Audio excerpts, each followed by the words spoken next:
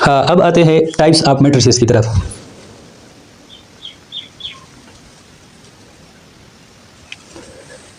मुख्तलिफ़ तरह के मैट्रिसेस मौजूद है। तो सबसे पहले रो मैट्रिक्स। रो मैट्रिक्स में जो सिर्फ ओनली वन रो हो इसको रो मैट्रिक्स कहते हैं। यानी कि मिसाल के तौर पर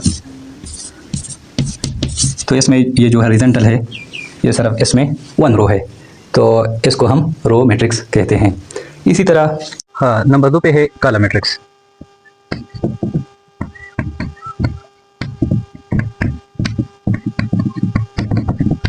ऐसा मैट्रिक्स जिसमें सिर्फ ओनली वन कॉलम हो तो इसे कॉलम मैट्रिक्स कहलाया जाता है। जैसे कि हमारे पास एक मैट्रिक्स है, तो इसमें एलिमेंट है 9 0 3 जो कि वर्टिकल में पड़े हैं, यानी सिर्फ एक कॉलम है, तो इसे क्या कहते हैं? Column matrix. तीसरे नंबर पर स्क्वायर मैट्रिक्स को डिस्कस करते हैं।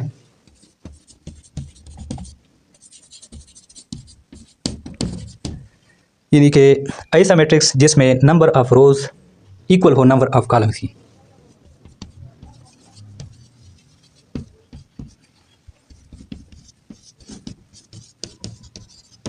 तो यही मैट्रिक्स स्क्वायर मैट्रिक्स हम इसे कहते हैं।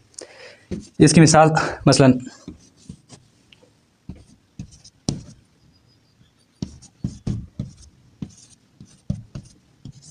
ये एक मैट्रिक है, तो इसमें यानी 3 जो है वो क्या है? रो है, और 3 जो है वो क्या है? कॉलम है। तो इसको हम क्या कहेंगे? Square matrix. ये एक स्क्वायर मैट्रिक्स की मिसाल है जिसमें दोनों रोज और कॉलम्स की तादाद जो है वो इक्वल है। 4 नंबर पे रेक्टेंगुलर मैट्रिक्स क्या है इसको डिस्कस करते हैं।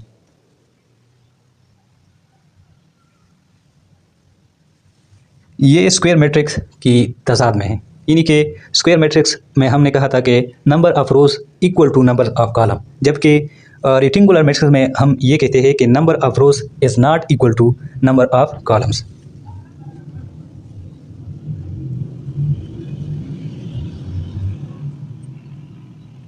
यानी कि इसमें रोज़ की तादाद कॉलम्स की तादाद के बराबर नहीं होती। एक मिसाल से समझा देते हैं। जैसा कि ये एक मैट्रिक्स है,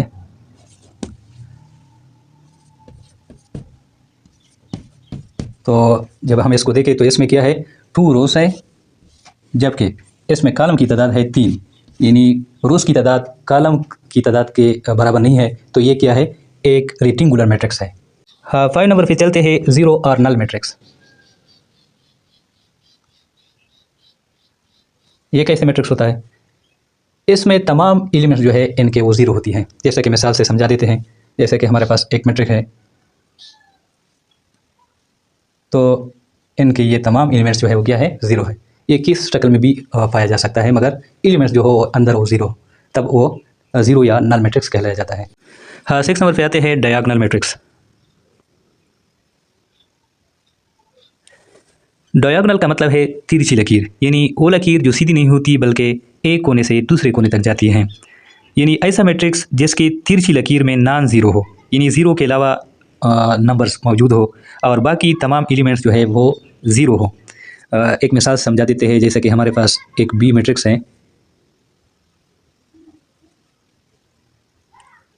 तो यहाँ पे ये जो तिरछी लकीर है यहाँ पे यानी नॉन ज़ीरो एलिमेंट हैं, यानी ज़ीरो के अलावा नंबर्स मौजूद है, जबकि बाकी जो है वो तमाम के तमाम एलिमेंट वो ज़ीरो है, तो इससे हम डायगोनल मैट्रिक्स कहते हैं। 7 नंबर पे है स्केलर मैट्रिक्स। ये डायगोनल मैट्रिक्स के मुशाबा है, यानी ये एक ख़ास किस्म की डायगोनल मैट्रिक्स है जिसमें तिरछी लाइन पर सब नंबर एक जैसे होते हैं और बाकी सब जगह ज़ीरो होते हैं। एक मिसाल से समझा देते हैं। C इज़ इक्वल टू, ये हमारे पास एक मैट्रिक्स है जिसमें ये तिरछी लाइन पर सारे के सारे 2 मौजूद है, यानी सेम है, एक जैसा है, तो और बाकी जो है इसके इर्द गिर्द वो तमाम जो है वो ज़ीरो है, तो इसे हम क्या कहते हैं? Scalar matrix. 8 नंबर पे है आइडेंटिटी मैट्रिक्स। आइडेंटिटी का मतलब है शनाहत, यानी ये एक ऐसा ख़ास मैट्रिक्स है जैसे किसी भी मैट्रिक्स को ज़रब दो तो वो वैसी की वैसी ही रहता है, जैसे आईना जो आपके चेहरे को बगैर बदले दिखाता है। ये ऐसी स्क्वायर मैट्रिक्स है जिसमें तिरछी लाइन पर सिर्फ एक हो, यानी 1 हो सिर्फ, और बाकी तमाम एलिमेंट्स जो है वो 0 हो। एक मिसाल से समझा देते हैं, जैसे कि A इज इक्वल टू, ये हमारे पास एक मैट्रिक्स है, तो यह तिरछी लाइन पर सिर्फ 1 ही है और बाकी सब 0 है। तो यही मैट्रिक्स आइडेंटिटी मैट्रिक्स है। इसकी ख्वाबी ये है कि जब भी किसी दूसरे मैट्रिक्स से ज़रब देंगे तो वही मैट्रिक्स में कोई तब्दीली नहीं आएगा, जिसको इंशाल्लाह हम किसी और वीडियो में एक्सप्लेन करेंगे कि वो किस तरह काम करता है। बहरहाल यही आइडेंटिटी मैट्रिक्स है।